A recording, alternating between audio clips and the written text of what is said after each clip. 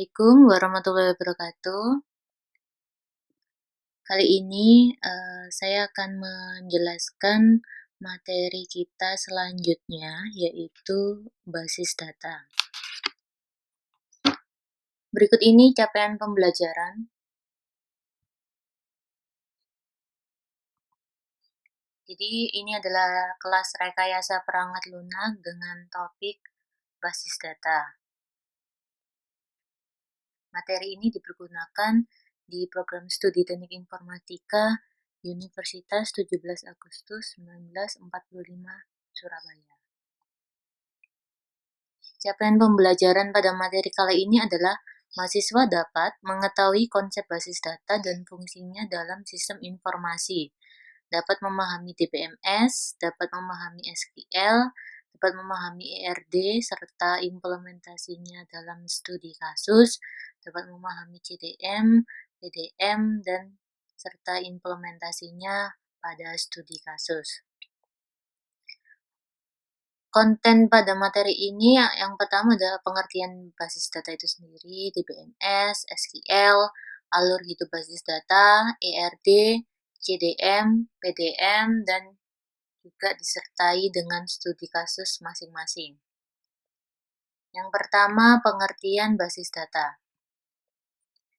Sistem basis data adalah sistem terkomputerisasi yang memiliki tujuan utamanya untuk memelihara data yang sudah diolah atau informasi dan membuat informasi tersebut tersedia pada saat dibutuhkan. Intinya, basis data adalah media untuk menyimpan data agar dapat diakses dengan lebih mudah dan lebih cepat.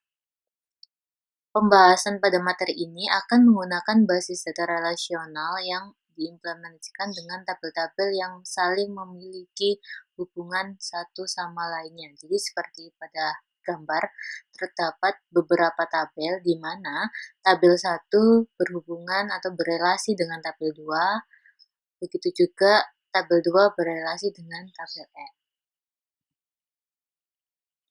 Sistem informasi tidak dapat dipisahkan dengan kebutuhan akan basis data, apapun bentuknya, baik berupa file teks ataupun database management system atau DBMS.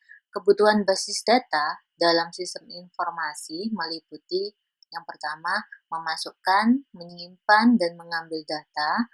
Lalu yang kedua, membuat laporan berdasarkan data yang telah kita simpan. Tujuan dibuat tabel adalah untuk menyimpan data ke dalam tabel-tabel agar lebih mudah diakses. Jadi misalkan kita mau mencari data tertentu, kita hanya tinggal mencari ke tabel yang sesuai dengan data tersebut. Jadi data tidak tercampur aduk menjadi satu, tapi kita bagi-bagi ke dalam tabel-tabel. Untuk merancang tabel-tabel tersebut, maka dibutuhkan pola pikir penyimpanan data. Datanya berbentuk baris-baris atau kita sebut record, di mana setiap baris terdiri dari beberapa kolom. Yang selanjutnya adalah DBMS, atau singkatannya Database Management System. Dalam bahasa Indonesia, kita sebut Sistem Manajemen Basis Data, yaitu suatu sistem aplikasi yang digunakan untuk menyimpan, mengelola, dan menampilkan data. Suatu sistem dapat disebut DBMS jika memenuhi syarat minimal sebagai berikut. Yang pertama, A. Menyediakan fasilitas untuk mengelola akses data. B. Mampu menangani integritas data. C. Mampu menangani akses data. D. Mampu menangani backup data. Bagi perusahaan atau organisasi, data sangatlah penting, dan hampir semua telah memanfaatkan DBMS dalam mengelola data mereka. DBMS ini biasanya ditangani oleh DBA atau Database Administrator. Macam-macam DBMS versi komersial yang paling banyak digunakan ada Oracle, Microsoft SQL Server, IBM DB2, Microsoft Access. Untuk versi open source-nya ada MySQL, PostgreSQL, Firebird, dan SQLite. Selanjutnya adalah SQL. Kepanjangan dari Structured Query Language, jadi bahasa yang digunakan untuk mengelola data pada RDBMS.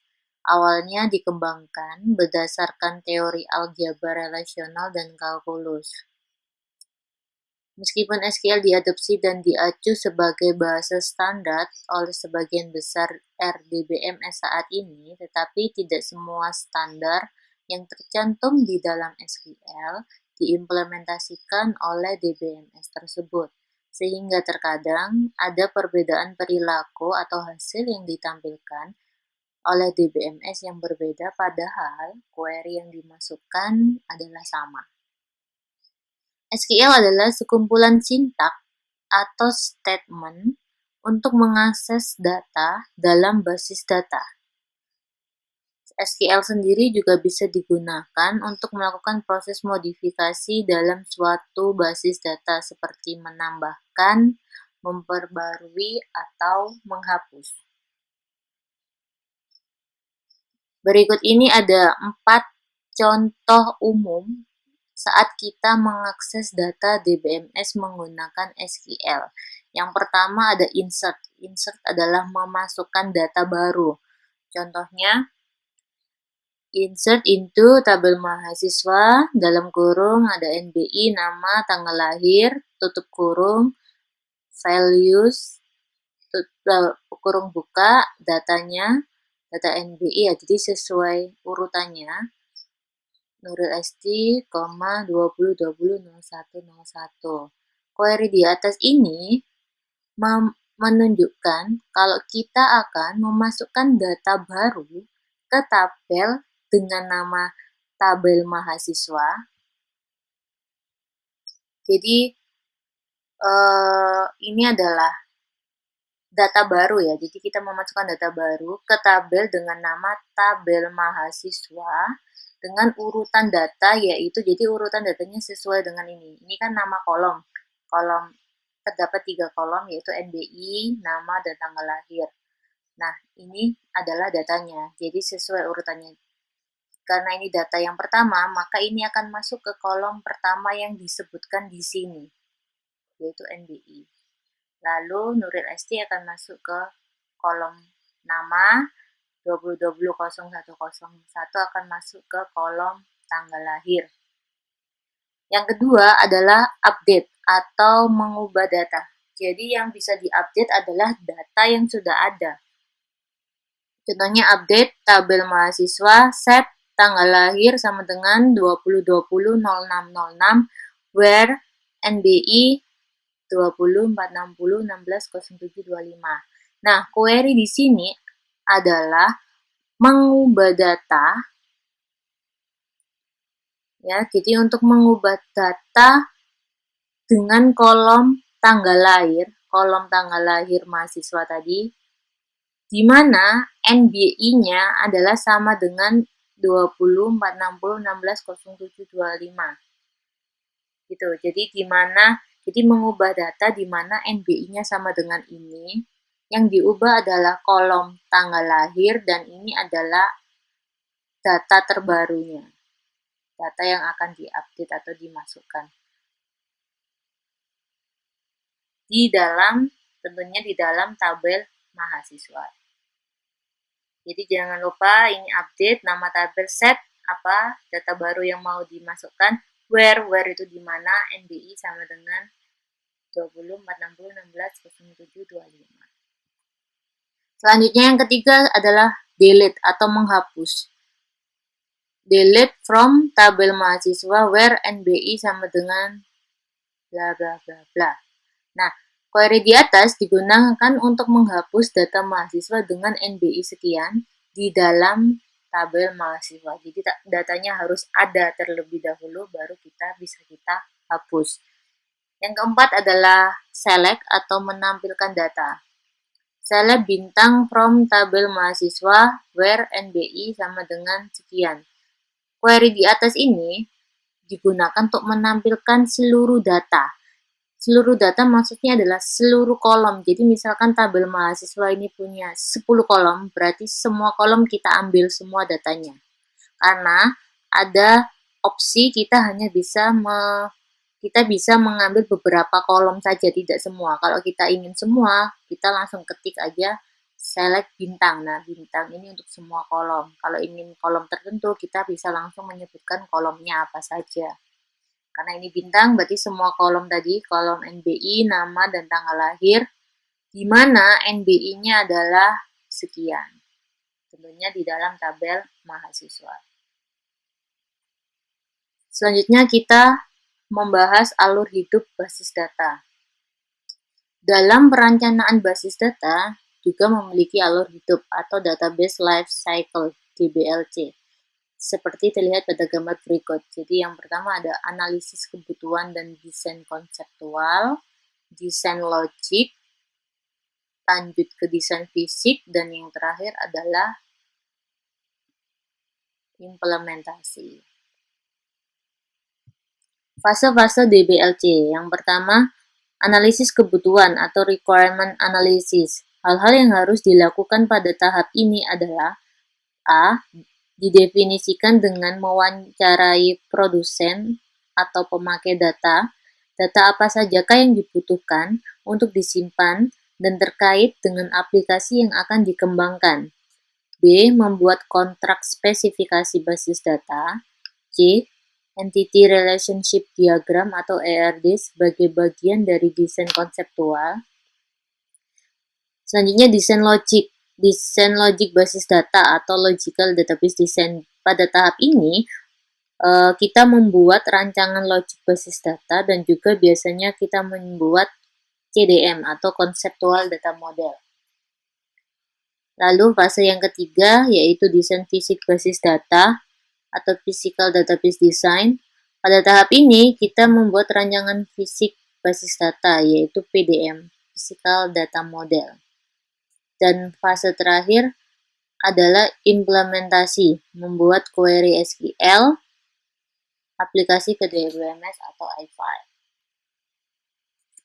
ERD, singkatan dari Entity Relationship Diagram, merupakan pemodelan basis data yang paling banyak digunakan. Dikembangkan berdasarkan teori himpunan dalam bidang matematika. Digunakan untuk pemodelan basis data relasional, sehingga jika penyimpanan basis data menggunakan OODBMS, maka perancangan basis data tidak perlu menggunakan ERD. ERD memiliki beberapa aliran notasi seperti notasi Chen, dikembangkan oleh Peter Chen, notasi Barker, dikembangkan oleh Richard Barker, Ian Palmer, dan Harry Ellis, notasi Cronford, dan beberapa notasi lainnya. Namun, yang paling banyak digunakan adalah notasi Chen.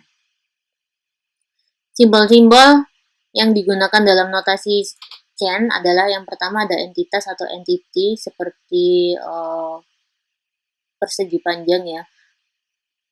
Entitas merupakan data inti yang akan disimpan, bakal tabel pada basis data, benda yang memiliki data dan harus disimpan datanya agar dapat diakses oleh aplikasi komputer. Penamaan entitas biasanya lebih ke kata benda lebih ke kata benda dan belum merupakan nama tabel. Atribut, jadi seperti oval bentuknya, field atau kolom data yang butuh disimpan dalam suatu entitas. Atribut kunci primer yaitu field atau kolom data yang butuh disimpan dalam suatu entitas dan digunakan sebagai kunci akses record yang diinginkan. Biasanya berupa ID, bisa lebih dari satu kolom, asalkan kombinasi dari beberapa kolom tersebut dapat bersifat unik. Lalu ada atribut multinilai atau multi-value, jadi simbolnya seperti oval tapi dengan dua garis, yaitu field atau kolom data yang butuh disimpan dalam suatu entitas yang dapat memiliki nilai lebih dari satu. Lanjut relasi seperti belah ketupat yang merupakan penghubung antar entitas, biasanya diawali dengan kata kerja. Lalu ada asosiasi yaitu penghubung antar relasi atau entitas. Bentuk hubungan relasi dalam ERD. ERD biasanya memiliki hubungan binary, yaitu satu relasi menghubungkan dua entitas. Beberapa metode perancangan ERD menoleransi hubungan relasi ternary. Satu relasi menghubungkan tiga buah relasi atau NRI. Satu relasi menghubungkan banyak entitas. Tetapi perlu diketahui bahwa banyak metode perancangan ERD yang tidak mengizinkan hubungan ternary atau NRI. Bentuk hubungan relasi dalam ERD. Jadi ini contohnya.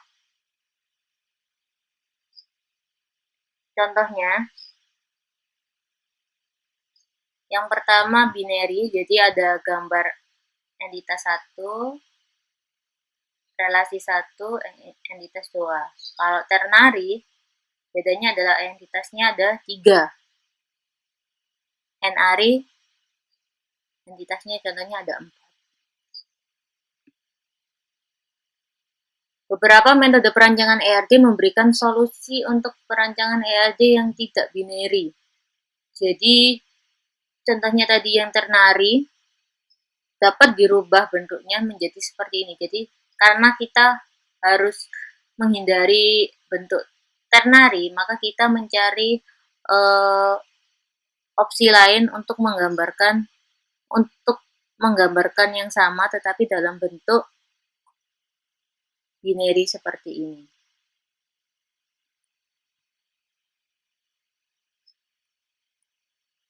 Studi kasus. Jadi silakan ini dipelajari lebih lanjut, lebih dalam studi kasus. Pada materi ini kita akan mengambil sistem informasi manajemen perpustakaan, di mana deskripsinya adalah sebuah sistem informasi untuk mengelola informasi yang diperlukan dalam suatu perpustakaan, yang meliputi pendaftaran pustaka, anggota, dan proses peminjaman pustaka. Aturan perpustakaan yang harus diatasi pada sistem informasi manajemen perpustakaan yang akan kita modelkan adalah sebagai berikut. Pertama, pustaka dapat memiliki lebih dari satu pengarang. Yang kedua, anggota dapat memiliki lebih dari satu nomor telepon. Jadi kalau memang lebih dari satu nomor telepon, kita bisa menggunakan yang tadi ya, kita balik lagi ke slide berikutnya, yang multi value. Berarti nanti di gambarnya kita harus menggunakan simbol, atribut multinilai atau multi value. Jadi seperti oval tapi garisnya double. Balik lagi ke studi kasus. Jadi nomor telepon nanti simbolnya seperti tadi, oval double garis. Lalu yang ketiga, seorang anggota dapat melakukan sebuah peminjaman dalam satu waktu dan boleh lebih dari satu pustaka. Yang keempat, seorang anggota dapat mengembalikan pustaka yang dipinjam tidak dalam waktu bersamaan. Ya. Jadi misalkan mau minjam 2 buku, boleh dikembalikan dalam waktu yang berbeda. Walaupun pustaka-pustaka itu dipinjam pada waktu yang sama. Lalu pengunjung yang bukan anggota tidak diperbolehkan meminjam pustaka. Proses pendaftaran pustaka, anggota, dan peminjaman dilakukan oleh petugas perpustakaan. Anggota dan pengunjung dapat melakukan pencarian pustaka. Satu pustaka akan disimpan sebagai satu data dengan ID yang unik. Lalu manajemen perpustakaan meliputi fungsi-fungsi sebagai berikut. Yang pertama, validasi petugas, ada login, logout. Kedua, mengelola data pustaka meliputi memasukkan, mengubah, menghapus, mencari, dan melihat. Yang ketiga, mengelola data anggota meliputi memasukkan, mengubah, menghapus, mencari, dan melihat data anggota. Yang keempat, mengelola data peminjaman yang meliputi memasukkan, mengubah data, mencari data, dan melihat data peminjaman. Yang kelima, mengelola data petugas untuk petugas yang memiliki hak akses untuk mengelola data petugas meliputi memasukkan data, mengubah, menghapus, mencari, dan melihat data petugas. Ketujuh, studi kasus ERD. Jadi membuat ERD menggunakan sistem informasi manajemen perpustakaan dengan deskripsi seperti pada sebab sebelumnya. Jadi studi kasusnya dari pertama tetap ya mengenai manajemen perpustakaan.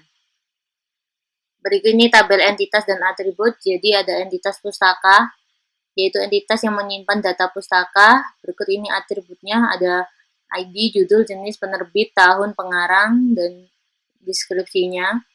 Anggota, deskripsinya. Atributnya ada ID, nama, alamat, email, nomor telepon. Peminjaman, entitas yang menyimpan data peminjaman, atributnya ada 2, tanggal pinjam, tanggal kembali. Petugas, ada username, password, nama, nomor petugas, hak akses. Lalu tabel relasi, jadi di sini tabel relasi dipinjam dalam peminjaman, deskripsinya merupakan relasi antara entitas pustaka dan entitas peminjaman, di mana memiliki makna bahwa pustaka dipinjam oleh anggota dan disimpan pada entitas peminjaman. Kardinalitas antara entitas pustaka dan entitas peminjaman adalah one-to-many, karena sebuah pustaka dapat terlibat dengan banyak peminjaman pustaka. Lalu yang kedua adalah melakukan peminjaman. Merupakan relasi antara entitas anggota dan entitas peminjaman, di mana memiliki makna bahwa anggota melakukan peminjaman pustaka dan disimpan dalam entitas peminjaman. Kardinalitas antara entitas anggota dan peminjaman adalah one-to-many, karena seorang anggota dapat terlibat dengan banyak peminjaman pustaka. Berikut ini ER diagramnya. Jadi ini entitas pustaka dengan atributnya, beberapa atribut ini sama anggota. Ini relasinya dipinjam, melakukan. Ini entitas peminjaman, atributnya tanggal pinjam, tanggal kembali. Terus ini ada petugas, di mana entitas petugas tidak memiliki relasi dengan tabel lain. Jadi kalau tabel lain ini kan ada pustaka, punya relasi atau hubungan dengan peminjaman punya hubungan dengan anggota, tetapi entitas atau tabel petugas ini tidak memiliki relasi karena data petugas tidak dikaitkan atau tidak masuk dalam data yang ada di entitas-entitas lain. Entitas petugas diperlukan hanya untuk menyimpan data untuk keperluan proses login. Nah, sekian dulu. Jadi ini adalah akhir dari materi basis data part 1. Silakan dilanjutkan ke materi basis data yang part 2. Assalamualaikum warahmatullahi wabarakatuh.